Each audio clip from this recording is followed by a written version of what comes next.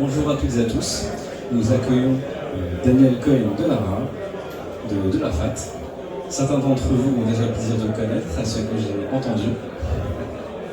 Alors, c'est un habitué du salon. Il était là l'année dernière. Et encore l'année d'avant. Et voilà, chaque année il est là. Entre-temps, il a écrit un livre qui s'appelle Les secrets le pouvoir d'Ishimoku, pardon.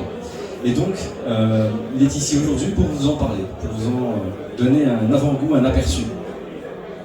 Alors, est-ce que tu peux nous en parler? Alors, bonjour à tous, bonjour à toutes et bonjour à tous. Alors, pour démarrer, le fond et la raison du livre, bon, c'est déjà que c'est une méthode que j'utilise depuis maintenant une bonne douzaine d'années, que j'ai découvert au tout début des années 2010. Je ne viens pas du tout des métiers de la finance. À l'époque, j'arrivais dans ce métier. Le gros de mon activité professionnelle a été dans la reprise d'entreprises en difficulté. J'ai fait un certain nombre de reprises à titre personnel. Et puis, au bout d'une petite trentaine d'années, j'ai trouvé que ça suffisait. Et j'ai cherché quoi. Et ça s'est produit au moment où tout craque Lehman Brothers. Et j'ai investi à ce moment-là. Et puis ça a très bien marché. Et puis c'était facile parce que c'était le bon moment. Donc tout allait bien, j'étais devenu un grand trader. Et puis les années suivantes, 2010 a été beaucoup plus compliqué. J'ai cramé un petit portefeuille, un deuxième petit portefeuille, et je me suis dit qu'il fallait que je professionnalise un peu mieux mon approche. À l'époque c'était facile, il suffisait d'acheter. Donc là, après c'était devenu plus compliqué, il fallait être plus professionnel. Et c'est là que j'ai découvert, en arrivant à la FAT, que j'ai découvert la méthode Ishimoku, qui était quasiment inconnue à l'époque. Il y avait une personne qui l'avait lancée en France, qui est Karen Pelwal, et avec qui j'ai travaillé pendant à peu près 3 ans. Et nos voix ont divergé par rapport au mode d'approche de la méthode. Alors, je la décrirai un peu plus avant. Karen est quelqu'un qui est Ishimoku, rien qu'Ishimoku, tout Ishimoku. Et cette approche, moi, ne me convenait pas, parce que on ne peut pas tourner le dos à plus de 100 ans d'analyse technique classique, à des milliers de livres, à des traders qui réussissent, qui l'ont utilisé, avec des outils qui sont des outils très performants. Et j'ai petit à petit développé une méthode basée sur Ishimoku, mais méthode que j'ai appelée la méthode des convergences, et qui me permet d'utiliser à la fois des outils d'analyse technique et des outils que j'ai développés. D'ailleurs, dans le livre, je parle notamment d'un développement qui est totalement différent de celui qu'avait fait M. Bollinger de ses bandes. Je les ai repensés d'une manière totalement différente, que j'explique. J'ai également mixé les bandes de Bollinger avec des bandes de Keltner qui m'a donné un système pour filtrer les faux signaux qui est absolument imparable. On pourra éventuellement en reparler. Et comme ça, petit à petit, j'ai développé mon système. Et bon, certains que j'ai vus aujourd'hui me voient très régulièrement, notamment sur BNP, où j'ai des interventions pas quotidiennes mais pas loin, et plusieurs fois par semaine sur Ishimoku. Donc voilà comment est venu ce livre, c'est-à-dire qu'à un moment donné, je me suis dit, bon, j'ai accumulé beaucoup de choses qui ont été transmises de manière pas désordonnée, mais non regroupée, et j'avais le besoin de regrouper l'ensemble de ce que j'avais appris, l'ensemble de ce que j'avais découvert, l'ensemble de ce que j'avais aussi un peu créé dans la méthode que je propose. Et en fait, et heureusement que ça existe encore, il n'y a que le livre, et pas la vidéo, il n'y a que le livre qui permet d'avoir une certaine forme d'exploitation. J'ai toujours à côté de moi les grands livres d'analyse technique, Murphy, Pring, Edward Emagi, Steve Nisson, Nebenzal, Béchu et autres, qui sont des livres que je vais consulter, pas tous les jours, mais presque, Parce que sur un sujet, vous avez besoin, tiens, j'ai oublié comment ça fonctionne, j'ai besoin d'approfondir, et le livre qui a une table des matières est beaucoup plus facile d'utilisation et d'accès, et plus rapide. C'est heureusement une vraie mémoire qui reste, alors que la vidéo, eh bien, il faut aller chercher quelle vidéo, où, comment, et c'est beaucoup plus compliqué. Donc ce livre, ce n'est pas un testament, parce que j'ai envie de continuer, mais j'ai une approche aussi qui est de dire je donne tout ce que je sais. C'est-à-dire que ce n'est pas un livre qui ouvre sur, qui permet de vendre des formations. C'est pas du tout un livre qui laisse des trous. S'il y a des trous, c'est que c'est des trous que j'ai moi. Mais tout ce que j'ai compris, tout ce que j'ai fait, je l'ai mis intégralement, ainsi que des astuces de trading, des astuces des approches de positionnement de stop, qui est un des domaines les plus compliqués pour les investisseurs. Et là, je développe une méthode qui d'ailleurs n'est pas basée sur Ishimoku, une méthode qui est pour moi la meilleure et que l'on utilise dans notre société, de positionnement des stops. Donc je l'explique complètement avec des exemples. Voilà, c'est un livre, pas testament, mais un livre où je l'ai écrit pour les lecteurs. Je ne l'ai pas écrit pour me faire plaisir, je ne l'ai pas écrit pour faire du business, je l'ai écrit pour les lecteurs. Alors justement, quelles sont les idées et les concepts que tu as fait ressortir dans ton livre? Alors, je vais donc revenir sur un certain nombre des éléments liminaires que j'ai indiqués. Le livre, il est en deux parties. En deux parties, et qui, je fais des formations, même si ce n'est pas la part la plus importante de mon activité, loin de là et heureusement. Dans tout apprentissage, il y a forcément deux parties. La première, c'est le savoir. Parce que si on ne connaît pas la discipline, on a beaucoup de chances de passer à côté d'éléments importants. Et puis, on peut bien savoir, mais par contre, derrière, on ne sait pas faire. Alors, j'ai une deuxième partie qui est consacrée au trading et que j'ai appelé le savoir-faire. Vous êtes face à une configuration quelle qu'elle soit. On fait quoi? J'ai fait tout à l'heure une présentation sur les retracements et les extensions de Fibonacci, et j'ai donné un certain nombre de situations en expliquant, ben voilà, dans cette situation, on fait quoi?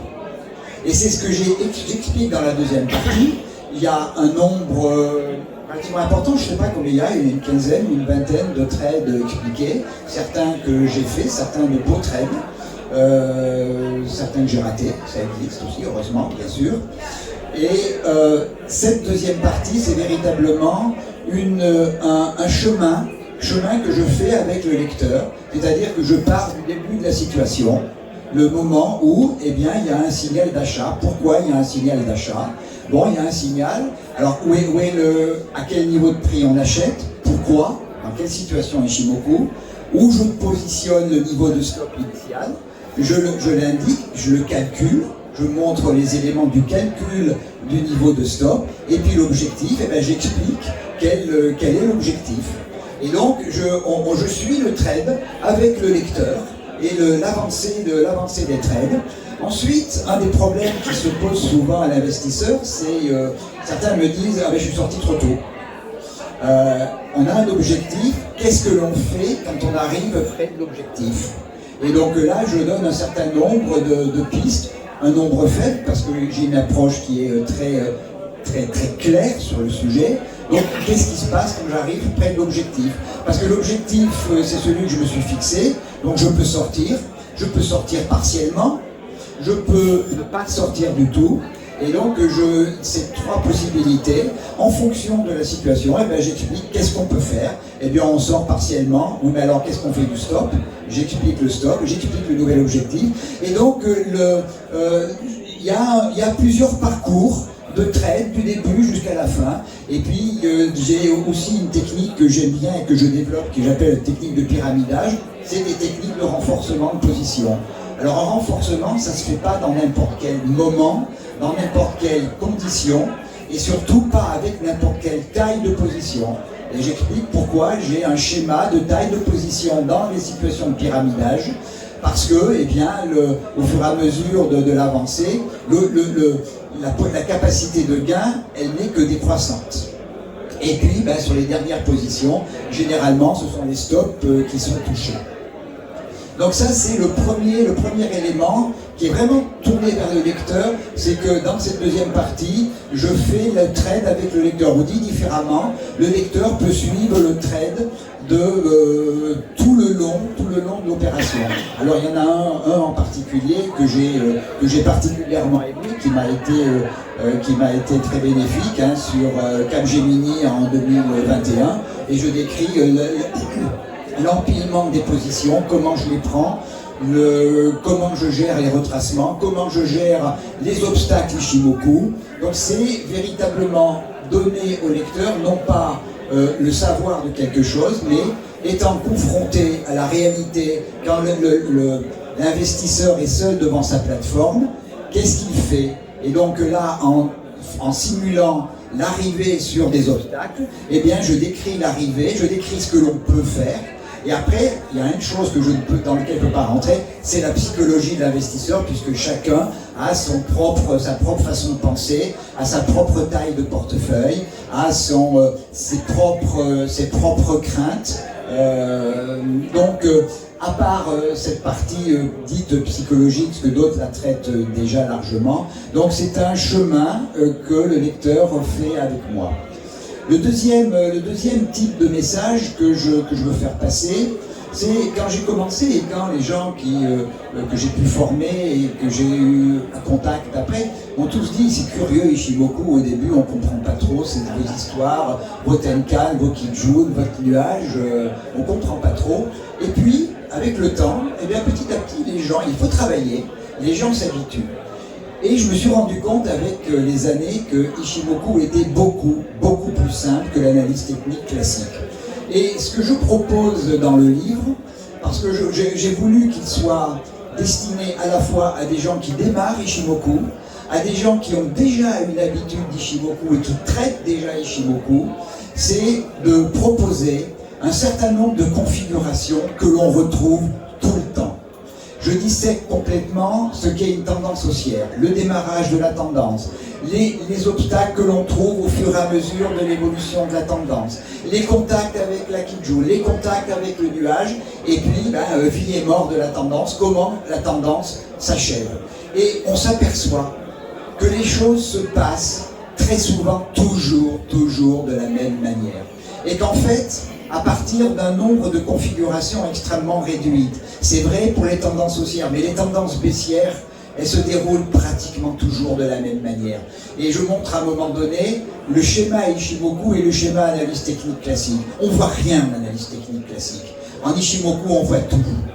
Et c'est ça une des merveilles de la méthode, c'est ce côté extrêmement analytique, ce côté prévisionniste, qui fait que, eh bien, le Ishimoku est une méthode qui pour moi se rapproche le plus de la réalité du fondamental et de la réalité du cheminement psychologique du marché. Donc je donne et j'explique complètement, je ne sais plus combien il y en a d'ailleurs, il doit y en avoir une petite dizaine de configurations que l'on retrouve toujours. Et moi-même dans mon travail, moi je ne m'embête pas, hein. Je m'occupe que des configurations classiques. Il y en a déjà suffisamment disponibles en permanence sur le marché, à l'achat, à la vente. Et quand je me retrouve, c'est-à-dire plusieurs fois par jour, dans des configurations classiques, eh bien, je sais exactement ce qui va se passer ou ce qui peut se passer. Ou s'il y a effectivement une ambiguïté, j'explique les ambiguïtés et qu'est-ce qu'il faut faire, ou surtout qu'est-ce qu'il faut attendre de la part du marché pour qu'il délivre le véritable signal qui permettra au marché de continuer dans son cheminement. Donc ça c'est un peu, si tu veux, les vrais grands messages ou les grands points importants d'Ishimoku. Alors, au-delà des grands points importants de ton livre, quels sont les chapitres clés de ton livre? Alors, il n'y a pas de chapitre clé véritablement. Le livre, c'est un peu un parcours initiatique. C'est-à-dire que je commence au début et à la fin, eh bien, quand j'ai fini, je n'avais plus rien à dire.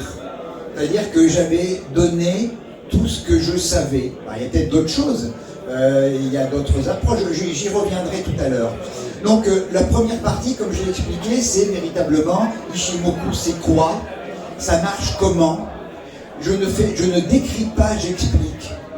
Pourquoi une ligne s'appelle la Tenkan? Pourquoi 9 périodes? Pourquoi 26 périodes pour la Kijun? C'est quoi le nuage? Pourquoi cette zone entre deux lignes est celle qui décrit le mieux la volatilité au moment, à l'instant T. Je cherche surtout à expliquer. Parce qu'au début, moi j'ai appliqué. Et puis ça ne suffisait pas. Parce que si vous ne faites qu'appliquer, eh bien vous ne maîtrisez pas véritablement. Vous faites de la recette de cuisine, et puis forcément à un moment donné, vous allez vous planter. Quand vous dépassez ce stade uniquement de l'application, et que vous faites vraiment, vous prendre votre propre religion de la chose, parce que vous l'avez comprise, et quand vous la comprenez, vous attendez ce qui va se passer. Parce que ce qui va se passer, c'est tout le temps la même chose. Alors, ça ne sort pas tout le temps, les situations ne sortent pas de la même manière, mais elles sortent tout le temps de une ou deux manières différentes. Et avec Ishimoku, on a les moyens de savoir quel est le bon moment, le moment qui va nous indiquer de quelle manière une situation a priori ambiguë va sortir. Donc cette première partie, c'est toute l'explication de cette méthode. La deuxième partie, comme l'expliquais, c'est le trading avec Ishimoku. Il ne suffit pas de savoir, après, eh bien, je rentre dans les trades tels que je vous les ai expliqués. Alors, je voudrais, avant de repasser la parole, je voudrais revenir sur quelque chose qui est tout à fait fondamental, qui est de décrire c'est quoi Ishimoku. Alors, je suis président de la FAT, de l'Association française des analystes techniques, donc je suis au moins le défenseur de l'analyse technique en France, donc de l'analyse de toutes les analyses techniques. L'analyse technique classique, elle est basée, pour moi, sur les excès de marché. Une résistance, c'est un point haut. Mais c'est un point, après le marché, il reflue. C'est un extrême de marché. Un support, c'est un extrême de marché. Quand vous voyez les cours évoluer à l'intérieur d'un canal, ils vont du haut en bas du canal, ils vont entre deux lignes extrêmes de marché. Ishimoku ne s'intéresse pas aux extrêmes de marché, s'intéresse aux équilibres de marché. C'est-à-dire les niveaux autour duquel le marché a tourné pendant, alors selon les périodes, 9, 26, 52 périodes. Donc quelles sont les zones autour desquelles le marché a tourné pendant cette période? Ça fait partie, c'est la véritable mémoire du marché. Et c'est pour ça que très souvent, et je vous donnerai deux exemples très récents qui datent d'ailleurs de cette semaine, où le marché a fait exactement ce qu'Ishimoku avait prévu, et je vous donnerai ces deux exemples. Où c'est ce niveau pour le CAC, qui est un niveau qui n'était pas un niveau d'analyse technique, et dont je parlais déjà depuis 2 ou 3 semaines. Donc on travaille les équilibres, et cela montre que ce sont les niveaux où, surtout dans des périodes comme en ce moment où c'est quand même pas très clair, hein, les marchés, hein, ça va un peu dans tous les sens, eh bien ça donne les niveaux sur lesquels, en période d'incertitude, les marchés vont aller se réfugier. Et donc Ishimoku, c'est l'étude des équilibres de marché, et c'est la différence fondamentale avec l'analyse technique. Mais l'approche que j'ai développée est une approche qui ne peut pas tourner le dos à une bonne centaine d'années d'analyse technique. Les chandeliers japonais, ils datent de quand, selon vous? Est-ce que vous savez de quand on a utilisé pour la première fois les chandeliers japonais? Bon, je vous donne la réponse. 1720. Depuis quand les chandeliers japonais, ou qui a familiarisé les investisseurs aux chandeliers? Quel est vraiment le découvreur occidental des chandeliers et quand? Oui. Quand? Fin des années 80. Les chandeliers existaient depuis 2 siècles et demi. Voilà. Donc, ce que je veux dire par là, c'est que on a des méthodes qui n'étaient pas forcément développées, connues au niveau occidental. On a développé à Occident l'analyse technique classique, donc, qui fonctionne très bien. Donc moi j'utilise certains éléments et des éléments que je redéveloppe. J'ai complètement redéveloppé, et je l'explique dans le livre, les bandes de Bollinger. J'ai complètement développé un pan d'utilisation pratique que j'ai expliqué tout à l'heure dans certains d'entre vous étaient présents dans le petit atelier que j'ai fait, donc sur les retracements et les extensions Fibonacci, en donnant quels étaient les niveaux intéressants, et quand on a un retracement à un niveau donné, quelle est l'extension que l'on doit attendre. Donc je mixe des développements que j'ai fait moi-même, d'analyse technique classique, donc je me suis construit une boîte à outils qui utilise à la fois Ishimoku et des éléments extrêmement pertinents de l'analyse technique classique. Et c'est ce qui me montre le fait de pouvoir mixer les deux, qu'en fait Ishimoku c'est un pan complet de l'analyse technique.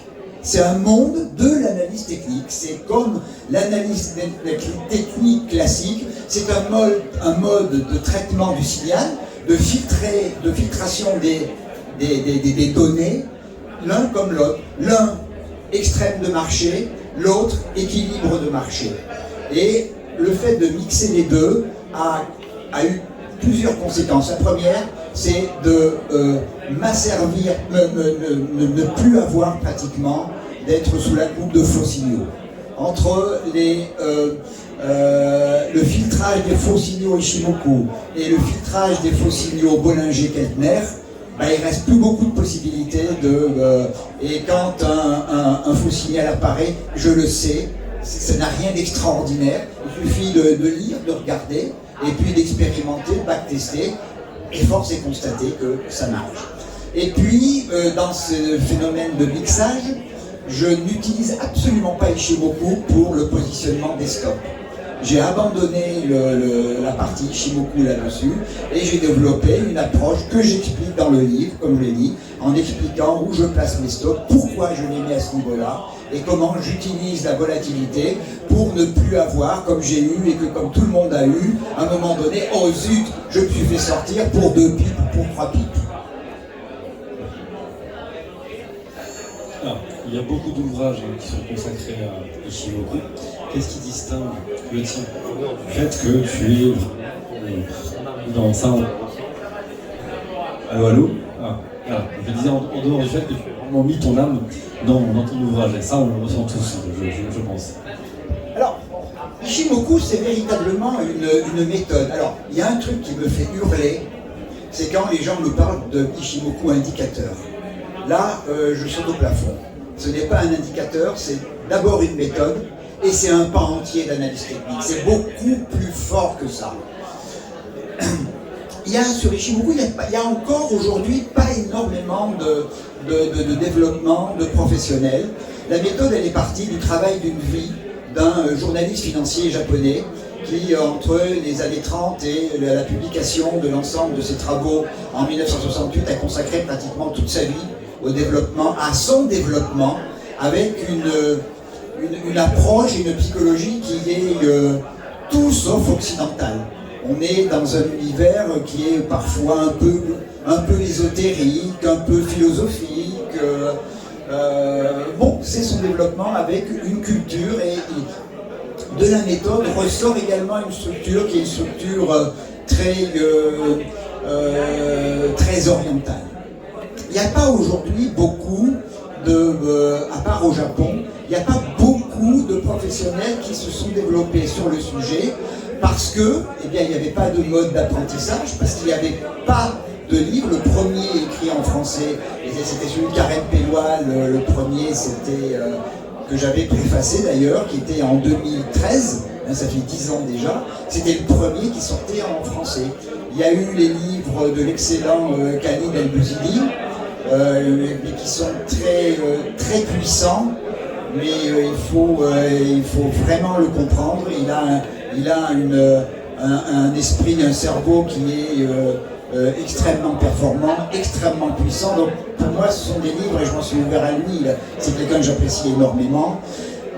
En fait, on a l'origine qui est de M. Hosoda et son développement oriental.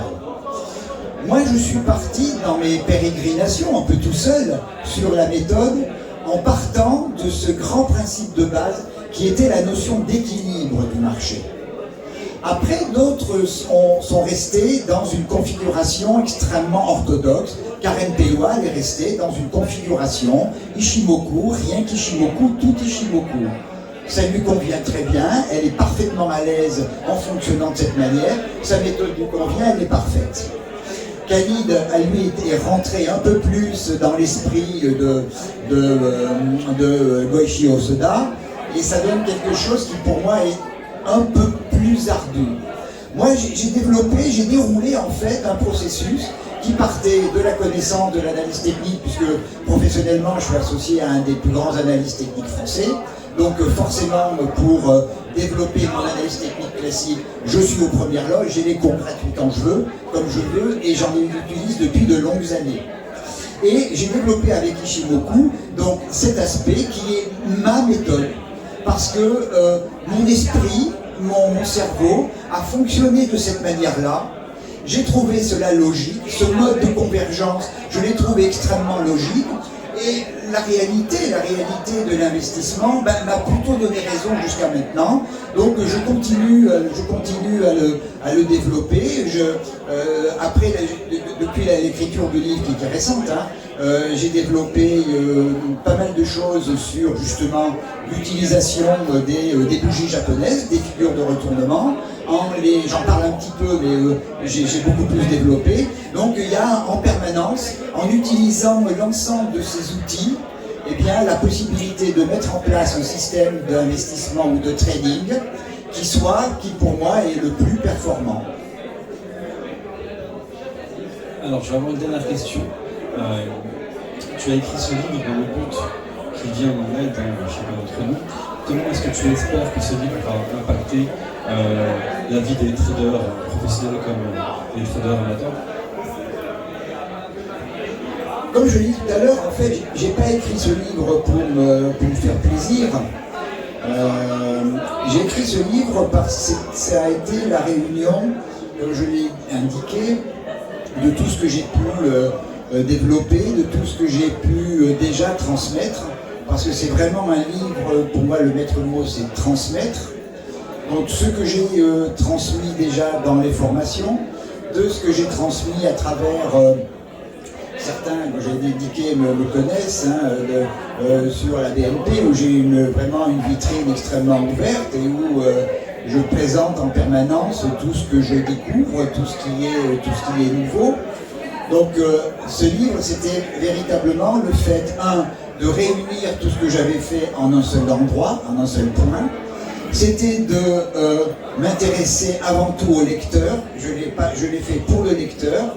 Donc comme je l'ai expliqué, eh bien, c'est un peu un parcours initiatique, le savoir, et puis on rentre dans le trading et j'invite le lecteur eh bien, à suivre le trade avec moi, avec les interrogations, les moments où on se dit je reste, je sors, c'est mal parti, qu'est-ce que je fais?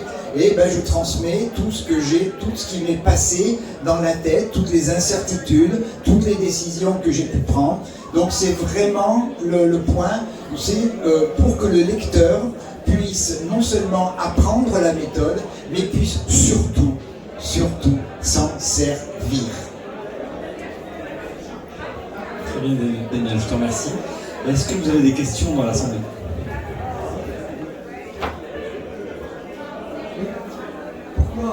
Pourquoi sur votre méthode de convergence, vous avez plutôt pris les bandes de Bollinger et Kellner, plutôt que par exemple croiser avec les vagues d'Elliott ou la méthode de points pivot? Pourquoi plus sur les bandes de Bollinger?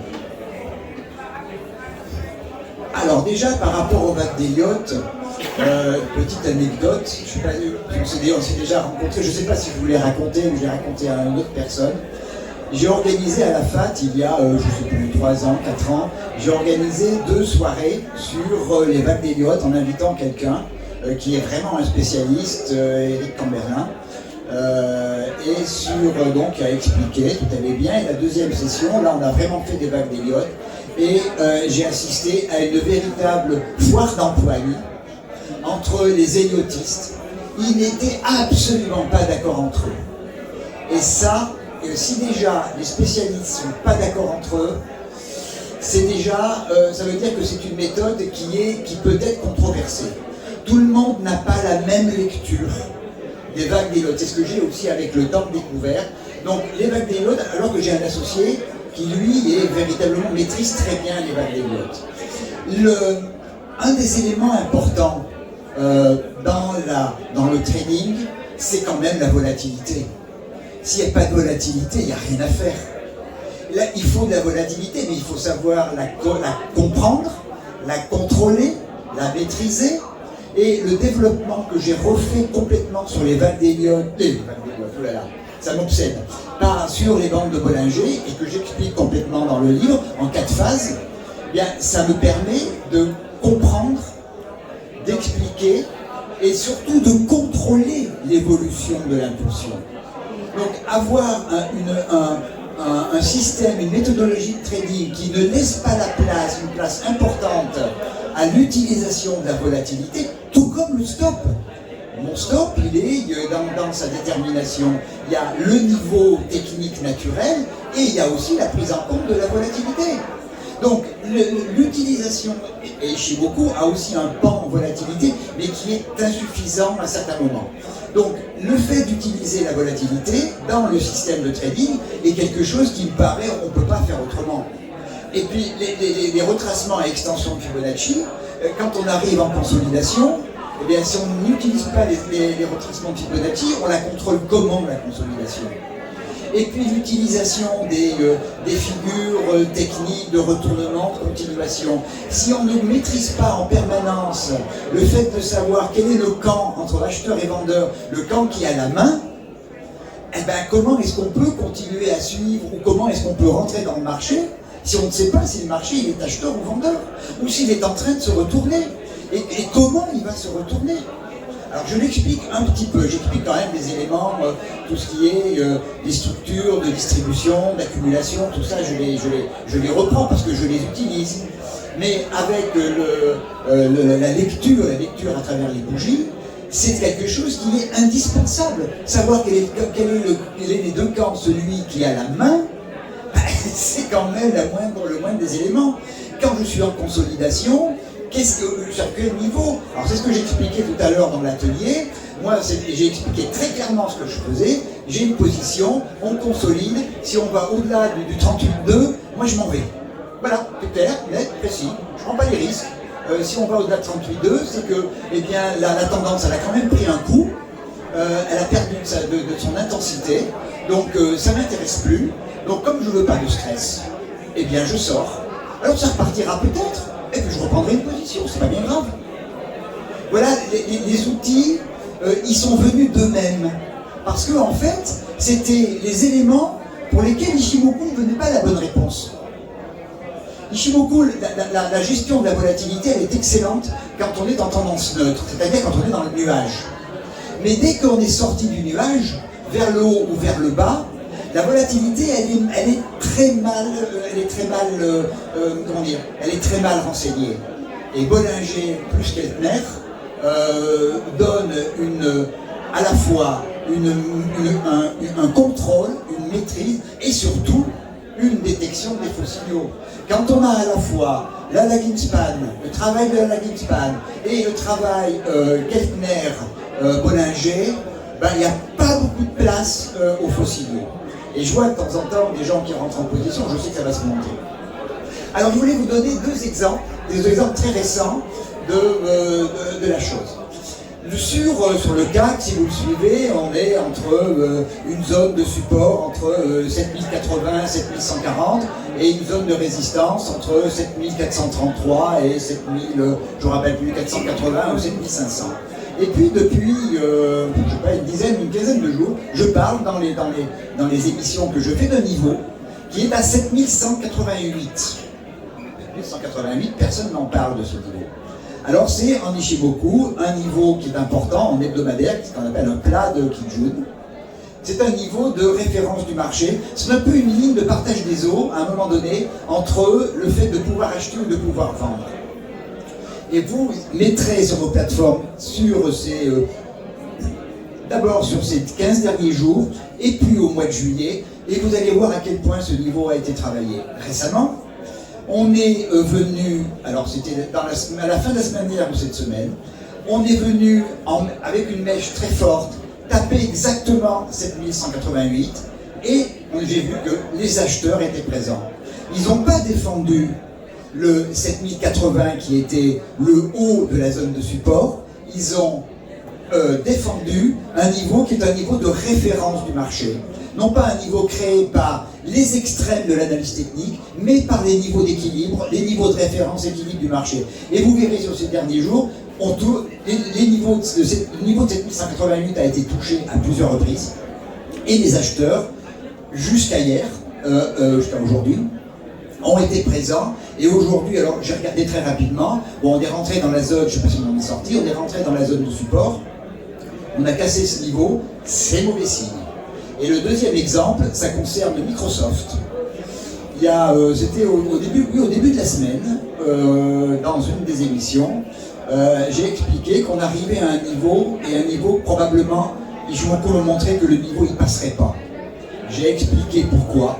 Et effectivement, on est allé toucher à moins de $1, même pas, à quelques dizaines de cents près. Et j'avais indiqué également vers quel niveau on allait se replier. C'est ce que me disait Ishimoku, j'ai rien inventé. On a d'abord eu un pendu, et puis derrière on a eu une grande bougie rouge, et le lendemain on a clôturé exactement sur le niveau que j'avais indiqué. Alors, j'ai aucun mérite, j'ai lu le graphique Ishimoku, c'est tout. Il suffisait de lire.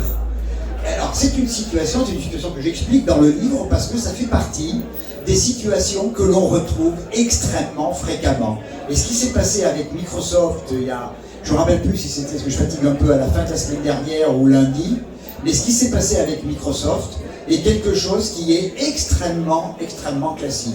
Et bon, j'avais d'autres choses à faire, et il est clair que j'aurais été très concentré sur le trading. La première bougie rouge, je la vends tout de suite. Mais tout de suite. J'attends pas la clôture, je vends tout de suite. Parce que je suis dans un schéma connu, et je sais comment ce schéma va se dérouler. Voilà. Merci. Est-ce qu'il y a d'autres questions? Moi, je voulais poser. Ah ben, Le fait d'avoir votre méthode sur les stops quand on lit Canal Payroll, par exemple, si on est en haussier, on va casser la Tenken, on va aller chercher la Kijun, on place le stop en dessous de la Tenken. Là, ce que vous pensez, c'est que c'est pas forcément très fiant. non, surtout pas la Tenkan. Surtout pas la Tenkan. Surtout pas la Tenkan. Oui, il y a des gens qui ont un peu se disent effectivement, je suis en tendance haussière, j'ai jamais compris pourquoi le stop sous la Tenkan. Mais la Tenkan, c'est pas un support, une résistance, c'est un niveau d'équilibre de marché. Donc ce que j'attends de la Tenkan, c'est pas qu'elle me fasse un niveau de stop, parce qu'on va la casser, forcément la casser, sans casser la tendance. C'est un niveau d'accompagnement. Quand vous avez par exemple une sortie de nuage, et ça je l'explique largement, et je l'ai expliqué sur ADP à quelqu'un il n'y a pas très longtemps, où on est sorti du nuage et j'ai dit on ne va pas aller bien loin. Si vous ne sortez pas du nuage avec la Tenkan, eh bien vous allez consommer. Si je m'éloigne trop de la Tenkan, vers le haut, je suis en surachat. Si je m'éloigne trop vers le bas, je suis en survente. Donc ce que j'attends, c'est l'harmonie. Donc que les cours montent, la Tenkan monte avec, que les deux montent ensemble. Et tant que les deux montent ensemble, je peux dormir sur mes deux oreilles. Donc la Tenkan, non. Alors certains placent le stop sous la Kijun. Alors non encore, parce que sous la Kijun, ça ne veut rien dire. Combien en dessous? Est-ce qu'on peut avoir un excès de marché? Une mèche?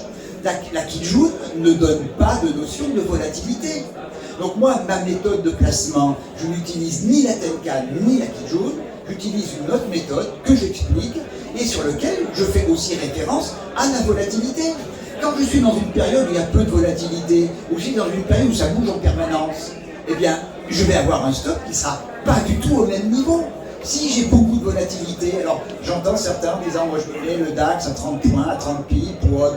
Mais oui, mais s'il y a une forte volatilité sur le DAX, c'est 30 pips, hein, vous pouvez en prendre 50, 80 très facilement en une heure. Donc il faut le niveau. Je fais un long développement sur le stop parce que c'est quelque chose d'important. Il faut comprendre ce que veut dire un stop. Un stop, c'est le niveau auquel vous auriez envie de prendre la position opposée, mais en tenant compte de tous les éléments du marché. Et si dans un marché vous ne tenez pas compte de la volatilité, vous ne savez pas où vous allez. Vous ne savez pas où vous allez. Donc le Ishimoku est faible, est pour moi très insuffisant, et je l'ai abandonné depuis longtemps pour le positionnement du stop. Petite dernière, donc je sais pas, il reste 2 minutes. Oui, est-ce qu'il reste une dernière question? Alors j'avais une question qui est peut-être un petit peu stupide. J'avais une petite question qui était peut-être un petit peu stupide, mais je voulais savoir l'Ishimoku, je voulais savoir si ça correspondait du coup à tout type de trader, donc aussi bien un scalper qu'un swing trader, ou si c'était réservé plutôt à, je sais pas, un day trader, un scalper. Alors, je vais déjà balayer d'un coup de main, d'un revers de main, un élément qui est le scalping, parce que je n'en fais pas, je n'en ai jamais fait. Le scalping obéit à des approches, hein. Je connais des traders, des scalpers. Ils ne travaillent pas du tout de la même manière, les modes de scalping sont assez différents de ça. Il y a eu un développement qui a été fait à l'origine par FXCM, et puis je crois que ça a été repris par d'autres, qui est une technique des doubles unités de temps, où sur une unité de temps, vous avez des indications de Tenkan qui jouent des nuages d'une autre unité de temps, fait à destination des scalpers, parce que quand vous faites du scalping, vous n'avez pas forcément le temps d'aller regarder 3 unités de temps et d'aller passer. Donc le scalping, je ne le connais pas, je n'en parle pas.